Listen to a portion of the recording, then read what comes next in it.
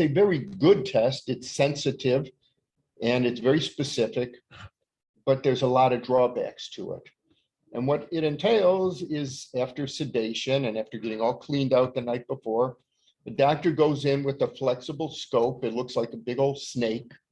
And we insert it in the rectum and pass it through the colon. And there's a little light at the end with the camera. And we can take a look and see if there's any cancers or any polyps, anything that might be either cancerous or precancerous. And then if there is something there, the doctor doing the colonoscopy can take a biopsy or take a polyp out, and we can see what it is. So it is a very good test, but again, there's a lot of drawbacks, and it's expensive, and it's invasive, and like that. So we recommend doing a screening colonoscopy at age 45.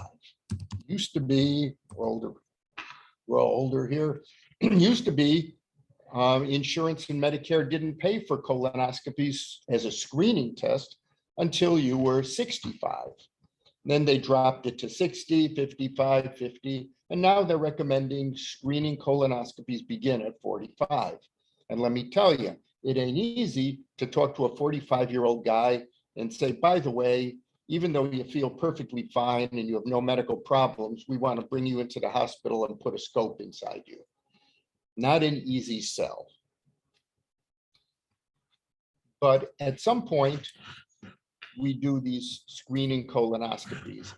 Colon cancer, colorectal cancer, very often starts as a benign polyp, little bitty growth in the intestine. It's benign, it's not malignant. But given time, it has a potential to become malignant. And that's where this whole screening business comes into play. If we can get this polyp out before it becomes malignant, we're not catching the cancer early and treating it early. We're preventing you from ever getting it. So that's the big plus of colon cancer screening, is finding these polyps before they become malignant. So I say to you, you're 65 years old, you've never had a colonoscopy, we should do one.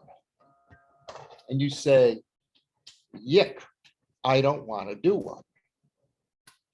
Can't we just check the stool for blood? Or can't we just do a digital exam? And you can, but it's not going to find most of your polyps, most of your cancers. So what are the other options? Are there scans, CAT scans? No, they don't work. They really aren't good. Are there blood tests?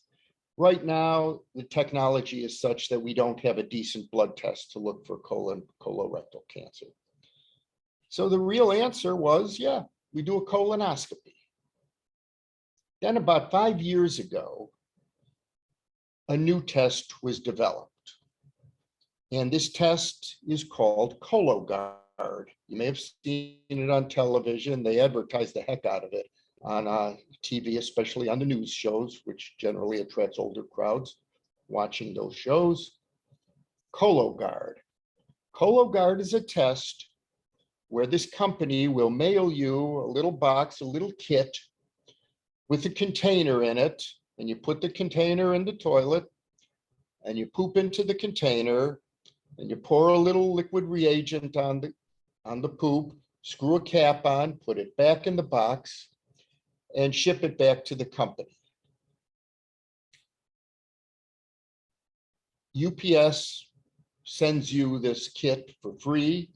You bring it to UPS, you don't pay for it, it's postage paid, and you send it back to them. They will then take that stool, they will analyze it for blood and for DNA markers of cancer and precancer. In other words, they'll check the stool to see if you have a cancerous polyp, a cancer, or a precancerous polyp. And then they send the result to your doctor, that would be me, And in about a week, I get the result, and then I call you and say, hi, that Cologuard test we did, it's negative. We don't see any sign of cancer. And we can repeat this test again in 3 years. This test cost between $600 and $700. It is fully covered, 100% free with Medicare. So that $700 is picked up by the government. You don't have to pay, including the shipping. You don't have to pay for it.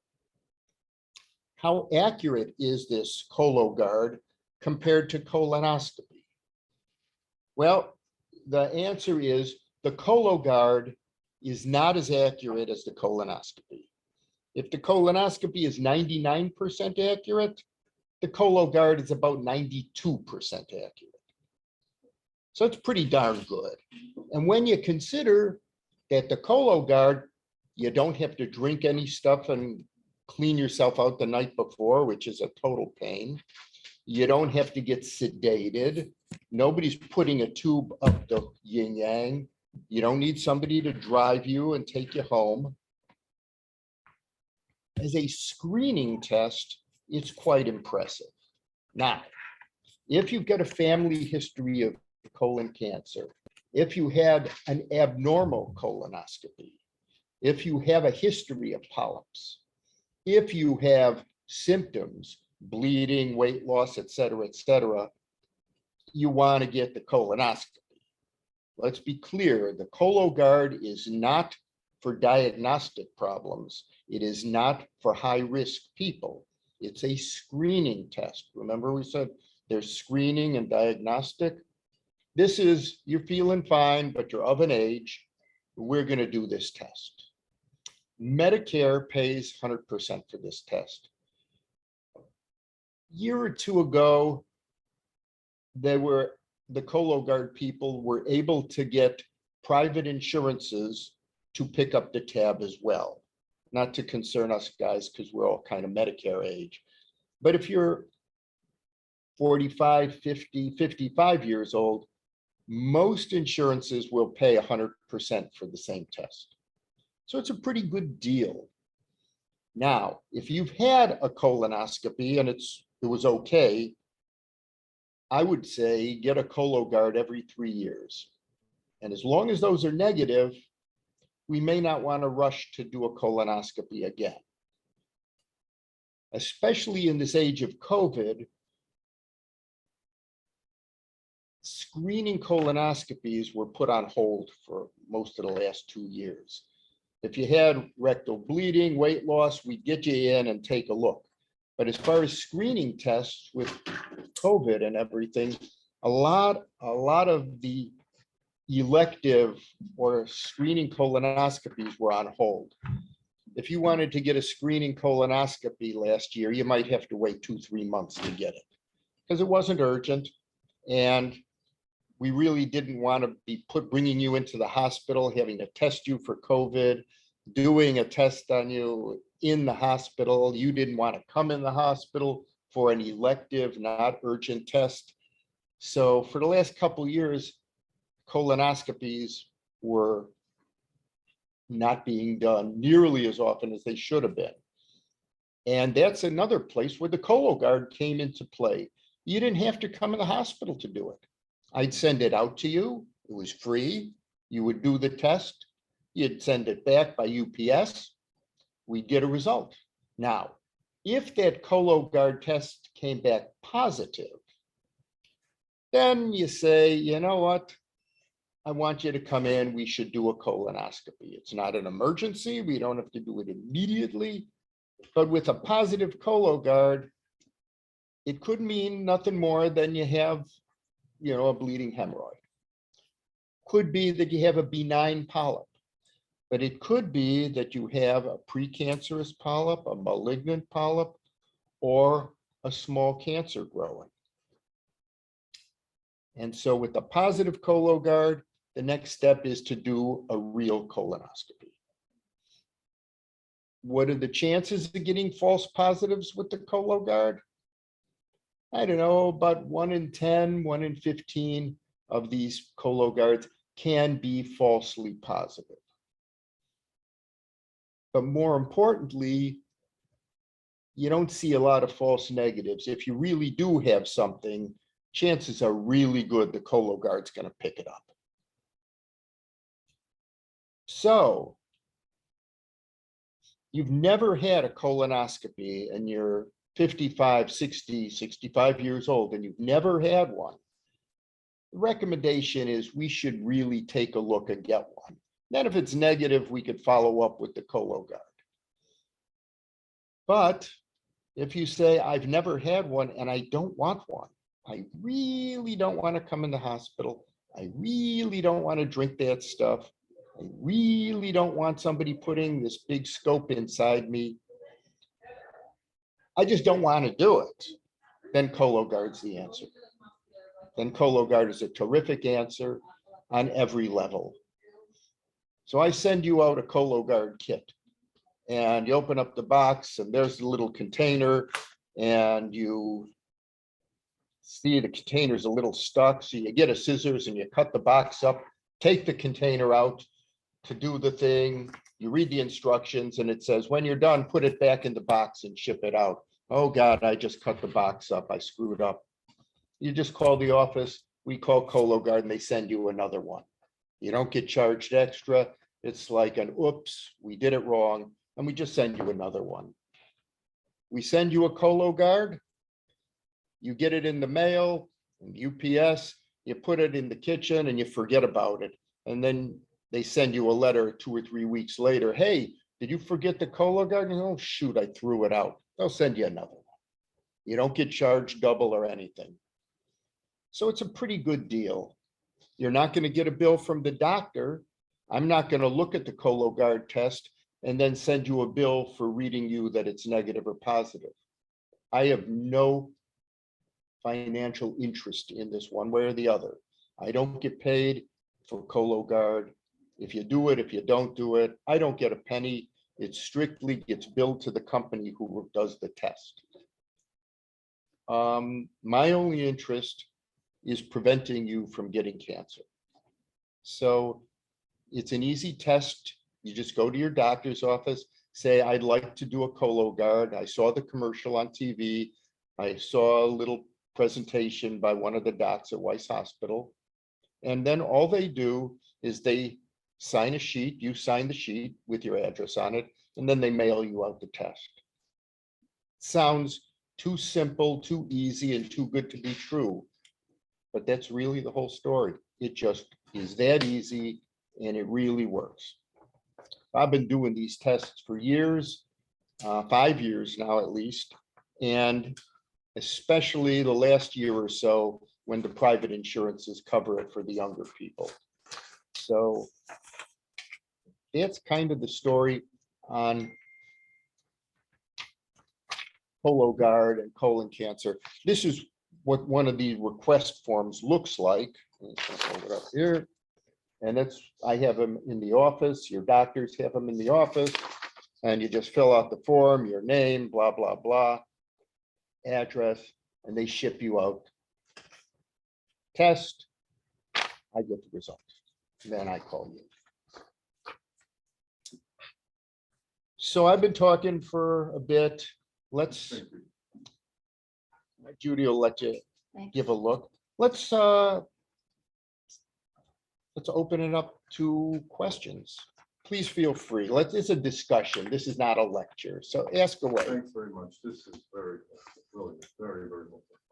If one is prone to polyps, meaning that one has had Colonoscopy. Colonoscopies 2 or 3 over the years, and one is prone to polyps.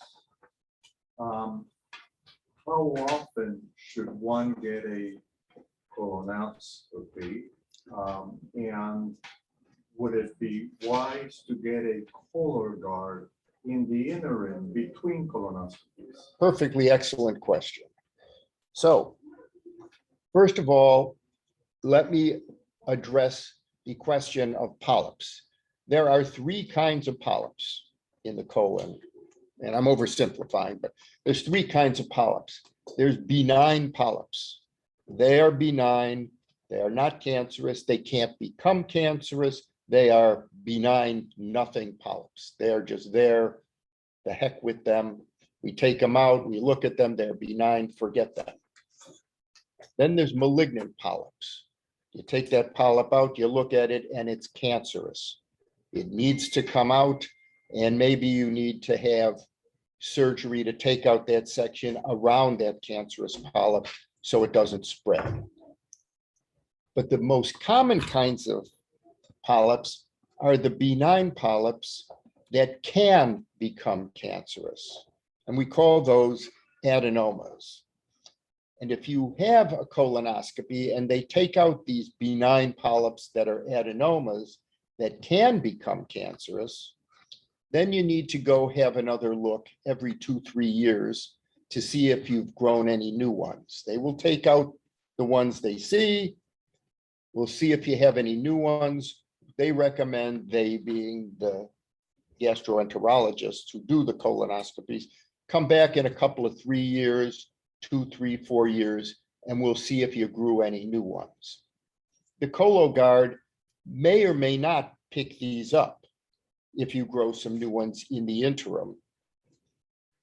But the recommendation is going to be get another colonoscopy in 2 or 3 years to see what's going on in there.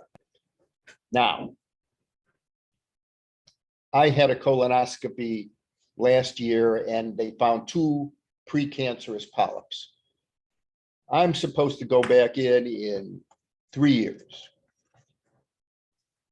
After 2 years, I go to my doc and I say, can we do a Cologuard? And we do one and it's negative. Do I still have to go in and get another colonoscopy? I might say, you know what? I'm going to wait. Maybe I'll get another Cologuard in another couple of 2-3 years. And as long as that keeps coming up negative, I don't want another colonoscopy. Now, the recommendation is you should get one. But now it becomes a question of you talking to your doc and deciding, I should get one, but do I need one? The gastroenterologists are definitely going to tell you, you need to get it. We don't want to take a chance. And that's the right answer. But in the interim between a colonoscopy and the next scheduled one, can you get a Cologuard? Absolutely. Medicare is still going to pay, insurance is still going to pay. And if it comes back negative, then you and your doc have a decision to make. At what point should we get the next colonoscopy? And let me just say this. I mean, colonoscopy is a spectacularly cool test. Technology is fabulous. It's an invasive test. And even if you've got the best doc doing these tests, problems can happen. The colonoscopy scope can go through the intestine, punch a hole in it accidentally, and now you have to go to emergency surgery, and you can end up with a colostomy with a bag on your side. Doesn't happen often, but it is a side effect. It can happen, and a lot of people don't want to get colonoscopies because of that. Even in the best of hands, this does happen. It is an invasive test. Even with Medicare and supplements, it's an expensive test. You need somebody to drive you. You need to be sedated. You need to do a prep. Cologuard, you have none of these things. And again, I'm not selling Cologuard. I'm just sort of giving you the skinny on it, the pros and cons. And yeah, you can absolutely get a Cologuard and still schedule and get colonoscopies. If you get a Cologuard and it's negative, and then you go in and you have a colonoscopy 6 months later, and it's negative, well, then you say, see, that Cologuard was right. If you go in and you do the colonoscopy and they find a polyp, they say, well, Cologuard missed it. But we know statistically, at least 92% of the time, that Cologuard is going to pick up the pre-malignant polyp. So that's pretty good numbers. Yeah, go ahead, please. I don't want to. Nah, if you just jump in, it's just the three of us, you know, if you got a question, just jump in, you know. In my case. Yeah, Adenomas have been detected. right. And personally, I'm not inconvenienced by the logistics of getting a colonoscopy. In other words, I do whatever needs to be done. Then you do it. Right. So it seems to me that a Cologuard would probably be the way to go in that threshold period between colonoscopies. And I do want to take a conservative approach because I have a family history and I have had, every time they go in, they find a them. polyp. So Yeah, so you're gonna need to do these colonoscopies. If you do a Cologuard and it comes out positive, you know, you're gonna say, well, I'm getting a colonoscopy. If it comes up negative, well, I'm getting a colonoscopy. So in your case, it probably isn't gonna make any difference. Ain't gonna change anything. You're getting the colonoscopy. You don't have a problem with it. You're not inconvenienced. You don't mind the procedure. Then the Cologuard for you is superfluous because you're gonna do the colonoscopy either way. but would you want to do the Cologuard in the threshold In the period interim? just for your own Yeah, can't peace of hurt. mind? Why not? And Why and then- not? And then would you recommend doing the colonoscopy, given the history that I alluded to, every 3 years? Yeah, yeah. In your case, you would. My dad was like that. He had these polyps, and every 2 or 3 years, they'd go in and they'd take out half a dozen polyps. He just grew them like crazy. Never had any cancer, but he kept taking out these polyps. That puts you at a risk. And remember, the Cologuard theoretically is for screening, not for at-risk people. If you have a history of adenomatous polyps, you're at risk. So colonoscopy is the ticket. But is there any reason not to do a Cologuard? No, they're free. If you are prone to polyps, and that's a conclusion Yeah. that has been reached, would you be at a higher level for polyps in other organs? No, no, Okay. nope. Good question. No, good thought, but no, it's apples and oranges. If you have polyps in the colon, does that mean you're more likely to get a prostate cancer or a breast cancer or a brain tumor? No, there's no correlation. It's just like if you have polyps in the colon, are you more inclined to get an ingrown toenail? No, they don't have anything to do with one another. Should we, from a dietary standpoint, and we alluded to that earlier, should you be staying away from red meat, processed meats, alcohol? I mean, you know, I've been reading lately that really, other than the issue of pleasure, having a glass of red wine, you know, it's not really good to drink, period. All We right. won't go along So, with that. all right, let's just forget colon cancer, forget colorectal cancer. You're coming for your physical this year. And my advice for my 18-year-old patient, for my 90-year-old patient. Get a lot of sleep, get some exercise, eat healthy, keep the alcohol down to a minimum. Drink a day is fine. But if you don't need it, you don't need the alcohol. Eat a diet rich in green leafies and vegetables and fruits. Keep the processed foods to a minimum. Stay away from the fried foods, broil or bake the food, yada, yada, yada. That's the advice for everybody. In the case of colon cancer prevention, a diet high in fiber, we believe, helps prevent cancer. Is this like a real thing? I mean, if I eat Wheaties or Cheerios or bran muffins every morning, does that really prevent cancer? Probably not. If I eat bacon and processed white bread every day, Is that going to give me a better chance of getting cancer? Probably not.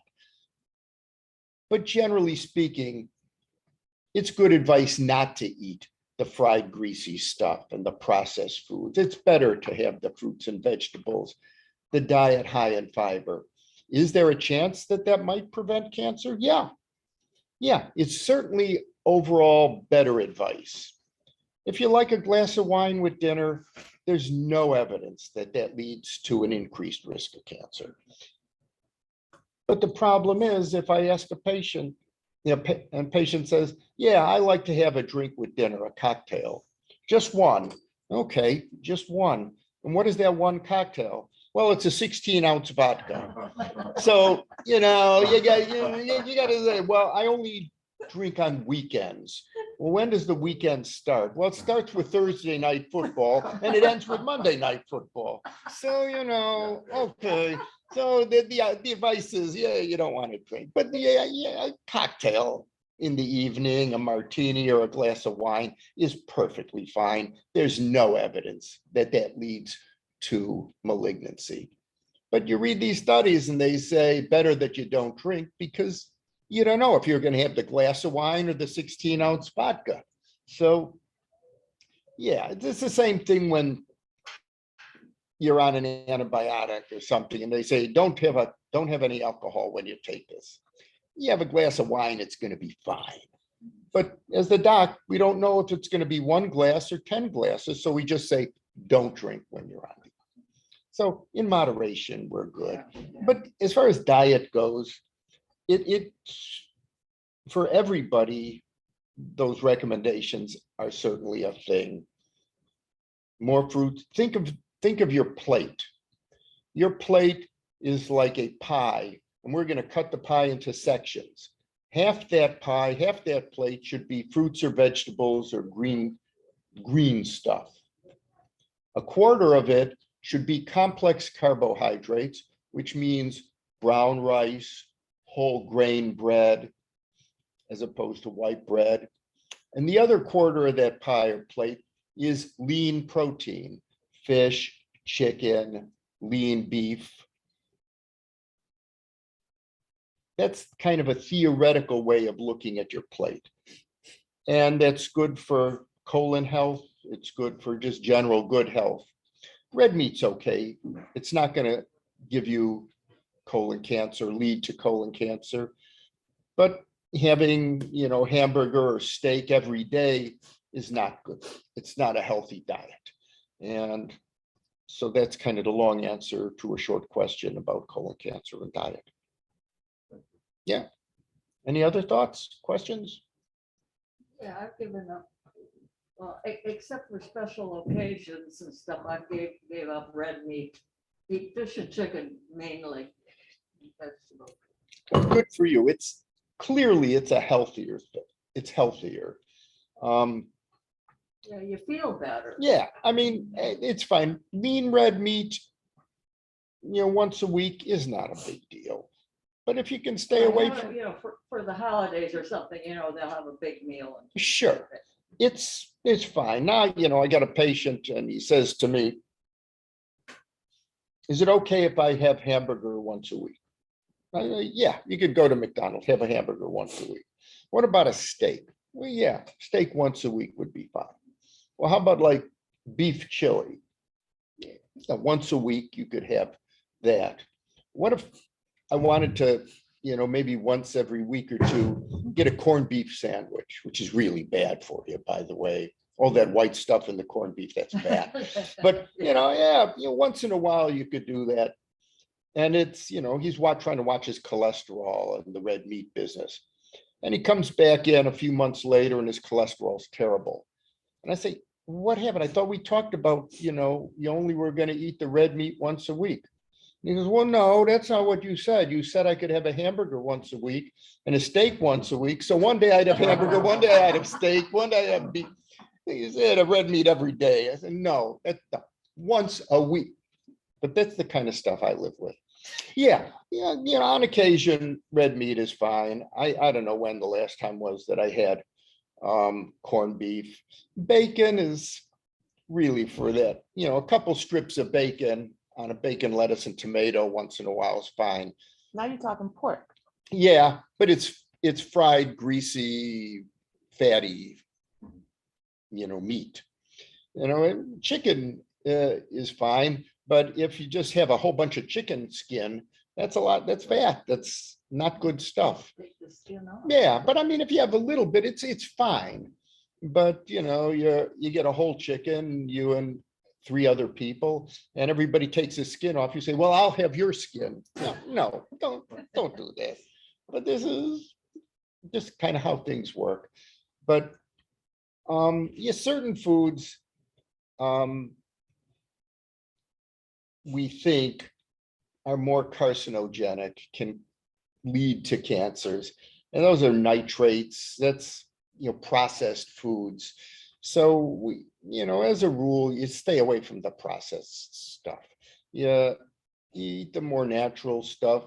Whole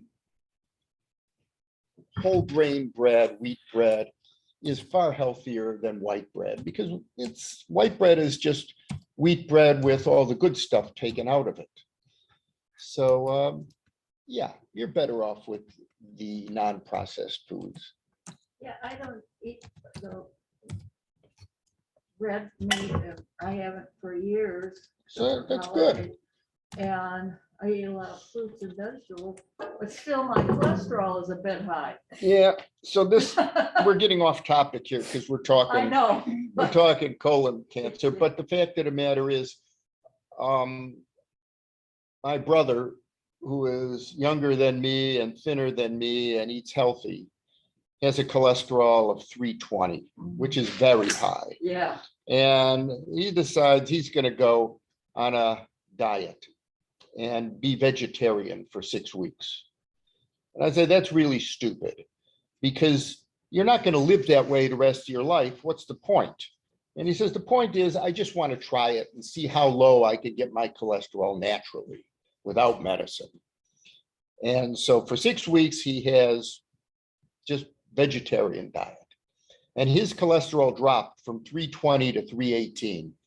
It didn't budge. It was purely genetic. And that's the deal, that a lot of the cholesterol numbers you have are genetic, and in the diet's not going to make any difference at all. But we still say, try to eat healthy, stay away from the red meat, the fatty foods, the fried foods, eat the fish, the chicken, yada, yada, yada. And, you know, again, common sense. You're better off having a lean hamburger than fried fish. You're better off having a lean steak than fried chicken, because even though chicken is healthier, the deep frying kind of defeats the whole purpose. I got my wonderful patient who tells me, I stopped eating meat for lunch. I just have a salad. Okay, tell me about your salad. Well, it's a big salad and I put cheese on it and bacon bits, and then I put creamy garlic dressing on it. Well, shit, go have the hamburger and be done with it. So it's, you know, you got to have some common sense here too, you know. So Dr. Scheinman, I have a question. Yes. So as we age, we know that our skin starts to thin. Yes. As we age, do our organ linings thin up? You know, as we age, the parts wear out, whether it's the joints. In the case of the colon, as we age, one of the things that happens is we get a thing called diverticular disease, diverticulosis, diverticulitis, where you get thinning of the wall of the large intestine or colon, and you get little pockets forming. And this is just a part of the aging process. Some people get it, some people don't. They're benign, they're not malignant in any way, but sometimes they can get infected and you can end up in the hospital with what we call diverticulitis. It's not a cancer, but it's a thing. And we'll see that on colonoscopies. Cologuard will not pick that up because it's not a malignancy. But yeah, that's part of the aging process. How do you feel about probiotics, which I find helpful. I have a little cartoon, and it's got this little pill with the sign, a little guy pill walking around with a sign saying probiotic and another one antibiotic. And probiotics, the thing about probiotics is probiotics in your intestines. And we good talking? Are we okay with time? If they're good, I'm If you're good. okay with time, in your intestines, you have billions of bacteria. Your bacteria is different than your bacteria, than my bacteria. It's just there and it's part of you, just like on your skin. If you scraped a little skin and looked under a microscope, millions of bacteria. I put a Q-tip in your throat and swab it, millions of bacteria. And that's just your normal, what we call normal flora. It's the bacteria that live on you and inside you.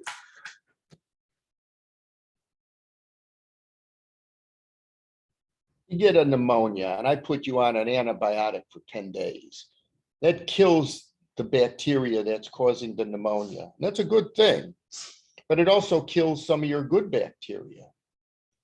And then after you get done with the antibiotic, the good bacteria grows back and everybody's happy. Probiotics are bacteria in the form of pills that are the so-called good bacteria that your body thrives on, as opposed to bad infection bacteria. So if I put you on an antibiotic for 10 days for a pneumonia, I may say, while you're on the antibiotic, take some probiotics. So we're killing your good bacteria, but you're putting some extra good bacteria in your system. On the other hand, we are being marketed left and right by advertisements and articles and people saying, take probiotics every day to promote good health in your intestines. They're the good bacteria and you're taking extra good bacteria to make you feel better. The argument goes, is there really any benefit to taking probiotics every day just to take them for good gut health? And the answer is maybe, but probably not. Well, does it hurt? It doesn't hurt, but probiotics are not cheap. You can spend 50, 60 bucks a month on probiotics. How much good are they really doing? No, they can't hurt. It's true. But what's the benefit? Well, the benefit is you're taking good bacteria. Think about it like this. You are standing in an acre of wheat.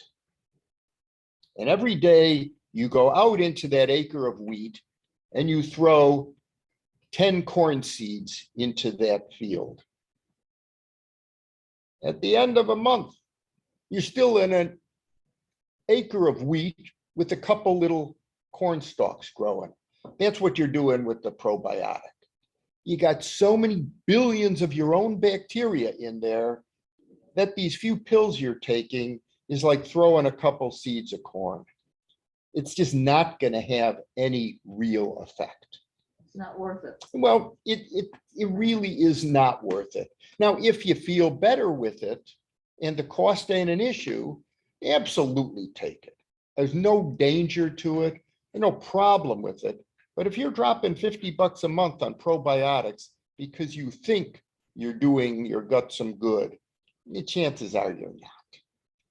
As far as that scenario I talked about where I throw you on an antibiotic for 10 days and it's going to kill the good and bad bacteria, take some probiotics with it to prevent you from killing the good bacteria. A lot of doctors do it. I do it. Is there any evidence that it really does any good? No, probably not. Just makes me feel better that I feel like I'm doing something for you.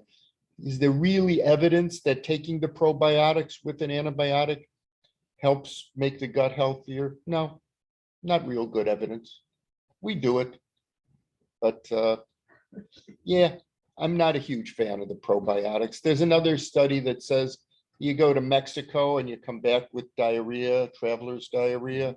If you take probiotics while you're in Mexico, there's less chance that you're going to get traveler's diarrhea. Is that true? Probably not. A lot of people do it. I have no problem with it. They come back from Mexico and they didn't get sick. It's because they took the probiotic. No, you probably weren't going to get sick anyway. You were But- probably drinking bottled water. Probably, yeah. But if you drank water from a fountain or something, yeah. Yeah. But there's no, see, it's very hard to do a study to prove that this stuff works. So it's one of those things, if you want to take it, you can't hurt yourself. It's not the kind of thing that certain vitamins, if you take too much of them, they're not safe. You could take as much probiotic as you want. It's not going to hurt you. It's going to hurt your wallet, but it ain't going to hurt you. But no matter how much probiotic you take, you're not really going to change what's going on in your intestine, because you're taking hundreds and thousands of little bacteria, and there's literally millions and billions of them in your gut. You're just not going to change anything, really. Any other questions? You got me all to yourself. Well, I would want to do the Cologuard. Do I? Just- do I just come ask your see doc. you? Do I come see you? I mean, I'd like to get your card so that I. Yeah, you stop by my office Okay. and, sign up. But you have a regular doctor. Yes, but I think he may be retiring. Oh, So I'd right. like to maybe. That's something else. We could talk about Right, that after right. we turn the Great, camera. thank you. Sure, I give you my card. Happy to. But yeah, I've been very happy with Cologuard, and they follow up and. it's a so great far, so deal. good. So let me throw one other thing out here just before we go. So here's the problem that we have. A problem that we have is we're running out of money. And the medical system and Medicare, the whole healthcare system is running out of money. And we don't want to talk about this, and we don't want to use the word ration. But the fact of the matter is, we're running out of money. And you twist your knee, you go to your doc and say, I want an MRI. Well, okay, we'll get you an MRI because this is America. In Canada, you say, I want to get an MRI. They say, no, we'll get an X-ray. Hey, but I want an MRI. Well, too bad, you can't have it because it's too expensive. We don't do that in America. So in America, when you're 45 years old, we can do a colonoscopy on you. It's recommended. You know how many colonoscopies that is? If everybody in 330 million people, everybody starts getting colonoscopies at age 45 and every 5 to 10 years, that's an incredible amount of money. Down the road, Medicare and insurance companies may say, you know what? Perhaps instead of giving everybody colonoscopies, if you're not high risk, you don't have a family history, you don't have any symptoms, maybe what we'll do is we'll do Cologuards on everybody and just scope the positive ones. Not saying that's going to happen, but as we start pinching pennies and running out of money, we're doing a lot of colonoscopies that are perfectly normal. Well, part of it is common sense too. Well, yeah. And if, like I said, with Cologuard, let's say it's 92% accurate. Let's say that over the next year or two, they tweak it. And now we have Cologuard Plus, which is 94% accurate. You can bet down the road, they're going to start promoting screening with Cologuard rather than colonoscopies as a way to save money. And, if they can tweak this Cologuard to make it a little more accurate, you're going to see more and more of it happening, I think. But yeah, we're running out of money, and this is a colonoscopy is thousands of dollars. Cologuard is $600-700. And then at some point down the road, the Cologuard will end up going generic, but I think that's years away. Anyway, just another thing to think about. Well, then as baby boomers become a larger percentage of the population, the expense will be greater. Oh, yeah. So it corroborates, I think, what you have just said. Oh, yeah. And the fact of the matter is Medicare, and now we get off topic, but Medicare starts at age 65. Government pays for your health care at age 65. If we were starting a Medicare program today for the first time, we wouldn't be starting it at 65. We'd be starting it at 70, because we as a baby boomer generation are much healthier than the prior generation. And 65 is not considered old today. You know, in 1960, 65 was old. Everybody smoked, they didn't watch their cholesterol, they didn't exercise, they were overweight. Life expectancy was much shorter, and 65 was old. 65 is very young today. And there's no reason in the world that we should be getting government health care at age 65. But once they give it to you, they can't take it away. So they say, well, maybe we'll make Medicare now at age 67. If you're a politician and you say that, guess what? You ain't getting elected. So again, as the baby boom, as you say, as the baby boomer generation, as we age, we're going to suck up more and more resources and more money. And colonoscopies are going to be part of that. And if we can somehow figure out a way to do a test that costs a fraction of a colonoscopy, I think we're going to start doing it. And that's just an opinion now. Anyway, kept you here for an hour. I appreciate your kind attention. And thank you Thank for you. listening to me. This has been And, very helpful. Thank you. very Thank much. Judy for And putting this informative, together. yeah. Thank you very much. Dr. All righty, Well, thank you. indeed. Very Okay, helpful. We have 3 people on Zoom. Okay, Thank you hi, all. folks. I see 1 left, 2 left. All right. We hand these in, No, you get, I think you get to keep that if you want. and back to Judy.